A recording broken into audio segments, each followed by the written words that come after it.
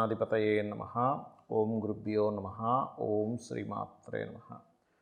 పరమేశ్వర స్వరూపమైనటువంటి జ్యోతిష, వాస్తు మరియు ఇతర అనేకమైనటువంటి శాస్త్రములను మనకు అందించినటువంటి మహర్షులకి నమస్కారం. హయగ్రీవ హయగ్రీవ హయగ్రీవేతి యోపదేత్ తస్య నిస్సరతే వాణి జహ్నుకన్యా ప్రవాహవత్. అరుణాం కరుణాతరంగితాక్షీం ధృతపాశాంకుశపుష్పబాణచాపాం అనిమాదిభిరావృతాం మయూకైః అహమిత్యేవ విభావయే భవానీం. శ్రీమాత్రే నమః.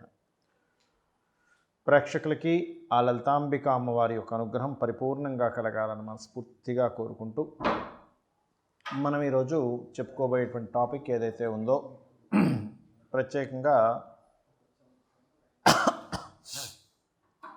మనం ఒక్కొక్క అంటే లగ్నం గురించి, అదేవిధంగా ఇంట్లో వాస్తుపరంగా ఏ భావం అంటే ఏ ఫేసింగ్ పాడైతే ఆ రెండు కనెక్టివిటీ వల్ల ఎటువంటి ఇబ్బందులు వస్తాయని మనం చెప్పుకుంటూ ఉన్నాం. ఆ రకంగా అసలు ధనం రాకపోవడానికి గల కారణం ఏంటి వాస్తుపరంగా, అదేవిధంగా గృహపరంగా ఏమిటి, దాంతోపాటు జన్మజాతక పరంగా కారణాలు ఏమిటి అనేటువంటిది మనం చెప్పుకుంటూ వస్తున్నాం. ఆ రకంగా దానికి పరిహారాలు అవన్నీ కూడా చెప్తున్నాను. వీడియో ఎండింగ్ వరకు చూస్తే ఎండింగ్లో పర్టికులర్గా కండిషన్స్ కొన్ని ఉన్నాయి, అవి కూడా చెప్పడం జరిగింది. కాబట్టి వీడియో ఎండింగ్ వరకు చూడండి. ఇక నెక్స్ట్ ఏంటనేది చూద్దాం. ఇప్పుడు లాభము, లాభస్థానము. ఈ లాభస్థానాన్ని జ్యోతిష్ శాస్త్రంలో మీరు ఏదైనా సరే ఎంజాయ్ చేయాలంటే, మీకు ఏదైనా ఫ్రూట్ఫుల్ అవ్వాలంటే లాభస్థానంగా చెప్పారు. అదేవిధంగా లాభాన్ని పాపస్థానంగా కూడా చెప్పారు. ఎందుకు చెప్పారండి లాభం? మరి లాభంతో మళ్ళీ పాపం ఎందుకు అంటే, ధర్మబద్ధమైనటువంటి కోరిక కాకుండా అధర్మబద్ధమైనటువంటి కోరికతో పొందే లాభం వల్ల నువ్వు పాపాన్ని పొందుతావు అని చెప్పడం అనమాట ఇక్కడ మహర్షి చెప్పేటువంటి అతని ఇన్డెప్త్ మీనింగ్. అంతేగాని ప్రతిసారి పాపం అని కాదు.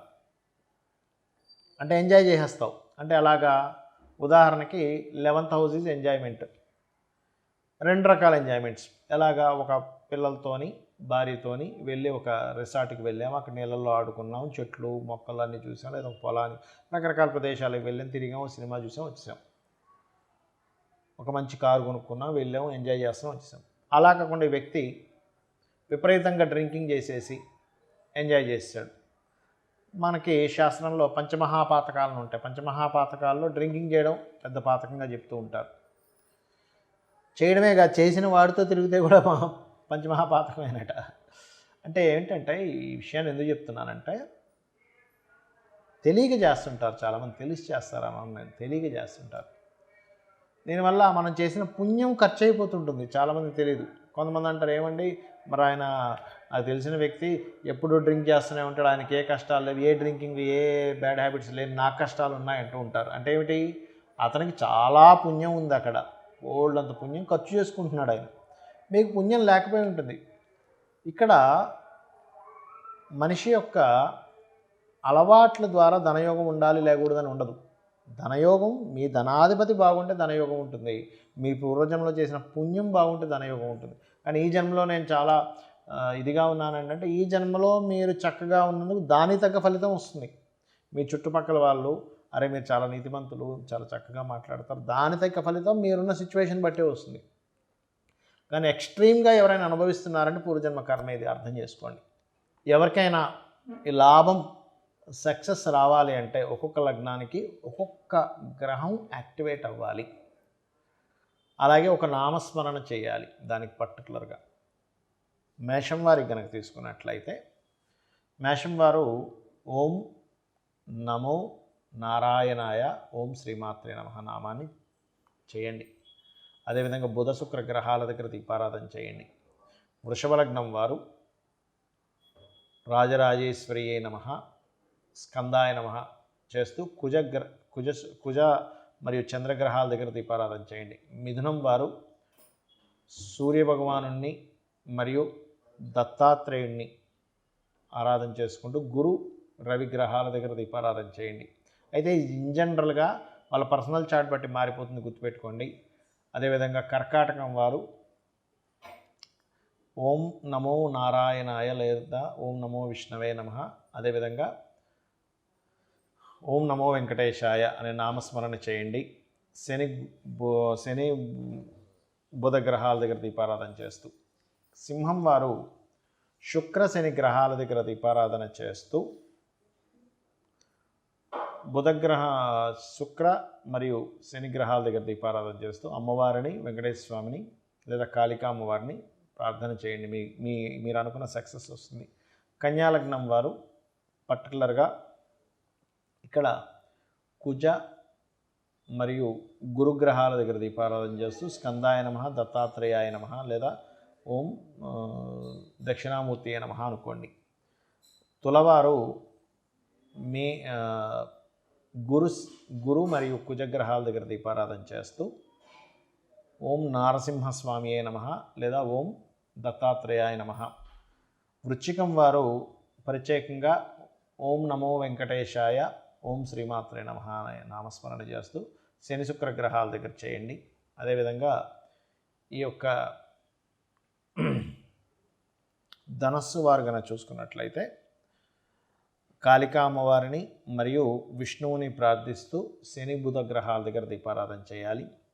మకరం వారు దక్షిణామూర్తిని మరియు రాజరాజేశ్వరి అమ్మవారిని స్తోత్రపఠనం చేస్తూ గురుచంద్ర గ్రహాల దగ్గర దీపారాధన చేయాలి. అదేవిధంగా కుంభం వారు నరసింహస్వామిని మరియు అదేవిధంగా ఆ యొక్క సూర్యభగవాను నామస్మరణ చేస్తూ వారి యొక్క స్తోత్రాలు చదువుకుంటూ దీపారాధన చేసినట్లయితే సక్సెస్ వస్తుంది. ఇక ఆఖరిగా మీనం వారు శుక్రాన్ని బుధుణ్ణి తలుచుకుంటూ దీపారాధన గనక చేసినట్లయితే ఖచ్చితంగా శుక్ర బుధ గ్రహాల దగ్గర దీపారాధన చేస్తూ అమ్మవారి స్తోత్రాలు, లలితా స్తోత్రాలు కానీ లేదా విష్ణు సహస్రనామాలు చేస్తూ చేసినట్లయితే మీకు సక్సెస్ అనేటువంటిది వస్తుంది. అయితే సక్సెస్ రాకపోవడానికి మరొక విషయం ఏంటంటే ఇక్కడ వెస్ట్ పాడవుతుంది. చాలామందికి వెస్ట్ పాడైనా కూడా సక్సెస్ రాదు. సో పడమర భాగం ఏమైనా లెట్రిన్ బాత్రూమ్సా, వేయకూడని కలర్స్ వేసామా, బాగా పెరిగిందా, బాగా తగ్గిందా, అక్కడ గుంతలాగా ఏర్పడిందా, ఇవి చెక్ చేసుకోండి. ఎప్పుడు కూడా ఇప్పుడు మనం చెప్పుకున్నవి ఏవైతే ఉన్నాయో ఇవి పర్టికులర్గా గుర్తుపెట్టుకోండి. ఏ గ్రహం గురించి అయితే మనం మాట్లాడుకుంటున్నామో ఆ గ్రహము యొక్క కండిషన్ ఈజ్ మోస్ట్ ఇంపార్టెంట్. గుర్తుపెట్టుకోండి, ఆ గ్రహం యొక్క కండిషన్ ఈజ్ మోస్ట్ ఇంపార్టెంట్. అలాగే గ్రహం యొక్క కండిషన్తో పాటు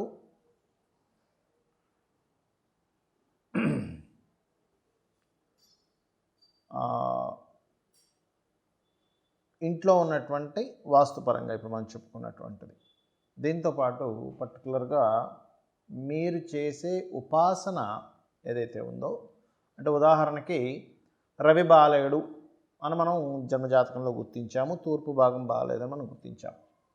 అలాంటప్పుడు చాలామంది చేసే మిస్టేక్ ఏంటంటే రవి బాగోలేడు అనగానే రవికి సంబంధించిన రత్నం పెట్టేసుకుంటారు. అది కాదు చేయాల్సింది. బాగోలేని పదార్థం మనం తింటామా, దూరంగా పెడతామా అంటే దూరంగా పెడతాం. ఫుడ్ ఐటెం కోణంలో మనం చూస్తే బాగుంది ఏదైనా గ్రహం, అంటే ఉదాహరణకి మీకు చంద్రుడు బాగున్నాడు, మీ లగ్నానికి శుభుడు, అలాంటప్పుడు రత్నం ధరించారు. ఆ పోర్ట్ఫోలియో మంచి ఫలితాలు ఇస్తున్నాయి అన్నప్పుడు ఇది మెయిన్ బేసిక్గా మీరు తెలుసుకోవాల్సిన అంశం. అలాగే అంటే నేను ఎందుకు చెప్తున్నా అంటే ఈ మాట, చాలామంది ఈ గ్రహం బాగాలేదు అనగా నా గ్రహం రత్నం పెట్టుకుంటారు. అది అస్సలు పనికిరాదు.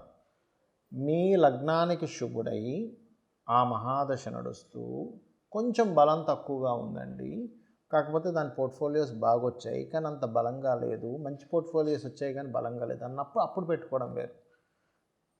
కానీ మీ గ్రహం మీ లగ్నానికి మీ యొక్క దానికి పాప ఫలితాలు ఇస్తూ ఇంకా కంప్లీట్గా డౌన్లోకి వెళ్ళిపోయినప్పుడు అసలు ఆ రత్నాలు పెట్టకూడదు, ఆ రంగు వస్త్రాలు వేయకూడదు. ఇది మెయిన్గా ప్రైమరీగా మీరు తెలుసుకోవాలి.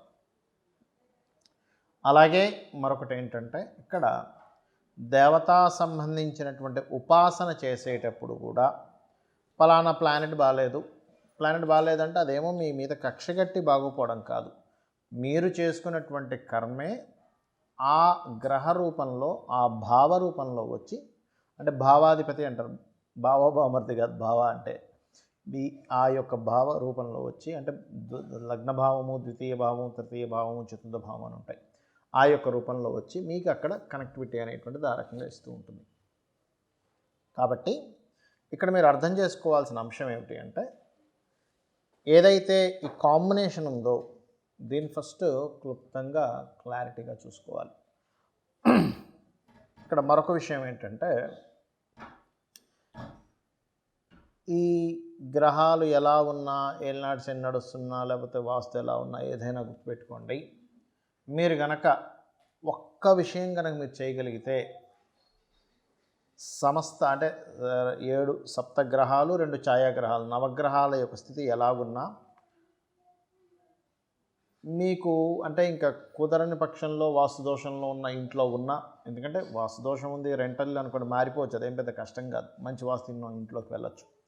కానీ ఒక్కొక్కసారి కొంతమందికి ఎలా ఉంటుందంటే అక్కడే ఉండాల్సిన పరిస్థితి ఉంటుంది. మారాలంటే అయ్యో మేము మారలేమండి, మాకున్న ఒక ఇల్లు ఇదే, మాకున్న ఇన్కమ్ చాలా తక్కువ, ఇప్పుడు మారితే అక్కడ మేము రెంట్ కట్టుకోలేము, నేను రెంట్కి ఇచ్చిన ఎవరైనా వస్తారో రారో తెలియదు, లేదా మేము ఫలానా దాంట్లో స్ట్రక్ అయిపోయి ఉన్నామంటుంటారు. వాస్తుపరంగా గ్రహస్థితి అంటే ఎలాగో మార్చుకోలేము, మనం అంత ఈజీ కాదు, కానీ వాస్తుపరంగా కూడా మార్చలేని స్థితిలో ఉన్నప్పుడు నేను చెప్పేది ఒకటే గుర్తుపెట్టుకోండి, మీరు చేసే ప్రతి పని కూడా అంటే పొద్దున నిద్ర లేచిన దగ్గర నుంచి రాత్రి నిద్రపోయే వరకు కూడా ప్రతి పనిని మీ ఇష్టదైవం లేదా మీ కులదైవం లేనట్లయితే మీరు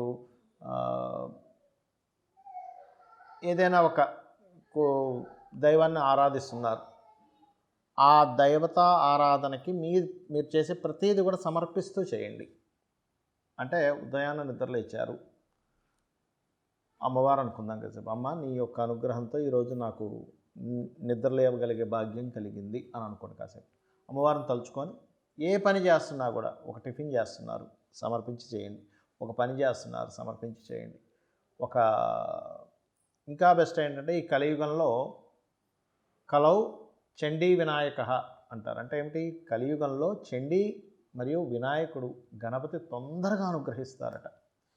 గణపతి ఒక మాట చెప్తాడు ఆయన గణపతికి సంబంధించినటువంటి స్తోత్రాల్లో, మీరు మా తల్లిదండ్రులను ఏమీ డిస్టర్బ్ చేయకుండా ఏం కావాలో అన్నీ నేనే ఇస్తా అంటట ఆయన. అంటే అన్నీ ఇవ్వగలడు ఆయన. అందుకని జన్మజాతకంలో ఎప్పుడైనా గుర్తుపెట్టుకోండి, మనకి ఏదైనా స్ట్రక్ అవుతుంది, ఫలానాది నాకు కావాలి, ధనం రావాలి స్ట్రక్ అవుతుంది, లేదా ఒక ప్రయత్నం చేస్తున్నాం స్ట్రక్ అవుతుంది, ఒక గృహం కావాలి స్ట్రక్ అవుతుంది, వివాహం అవ్వాలి ఆగుతుంది, లేదా సంతానం కావాలి ఆగుతుంది, లేదా ఒక ఉద్యోగం, వ్యాపారం, ఇన్వెస్ట్మెంట్స్, ఇలా రకరకాల విషయాలు స్ట్రక్ అయిపోయి ఉన్నాయి అన్నప్పుడు అది కేవలం ఆటంకపరిచేవాడి మూలంగా కానీ లేదా కేతువు ద్వారా కానీ వస్తూ ఉంటుంది. దానికి చాలా స్పష్టంగా చెప్పినటువంటిది ఏమిటి శాస్త్రాల్లో అంటే, గణపతి గనక అనుగ్రహిస్తే అవన్నీ ఆ స్ట్రక్ అయినవన్నీ కూడా తొలగిపోతాయి. కాబట్టి ఉదయాన్నే నిద్రలేచిన వెంటనే గణపతిని అమ్మవారిని తలుచుకొని మీరు చేసే ప్రతి పనిని వారికి సమర్పిస్తూ నిద్రపోయే సమయంలో పరమేశ్వరుణ్ణి నమశివాయ అనే నామంతో కనుక మీరు చేయగలిగితే మీకు ఇవేవి కూడా ఏం చేయలేవు. గుర్తుపెట్టుకోండి. ఎందుకంటే మీరు ప్రతిదీ భగవంతుడికి సమర్పిస్తున్నాడు. మీ కర్మని కర్మలా కాకుండా మీకోసం అన్నట్టు కాకుండా భగవంతుడికి సమర్పించేస్తున్నారు. దాని ఏమవుతుంది, అది సమర్పిస్తున్నటువంటిది మనం చూడండి, ఒక పూజ చేసినప్పుడు ఒక ప్రసాదం చేస్తాం, అది ఎంతో మాధుర్యంగా వస్తుంది, ఎందుకు భగవంతుడి కోసం చేసామని చేస్తాం. అలా చేసినప్పుడు ఏమవుతుంది అంటే, ఈ ఏదైతే మీరు పూర్వజన్మల్లో చేసిన కర్మ వచ్చి అడ్డుపడాలో అది ఆగుతుంది అక్కడ. సో ఇలా చేసి మీ యొక్క జీవితాన్ని అద్భుతంగా మార్చుకుంటారని కోరుకుంటూ శ్రీమాత్రే నమః.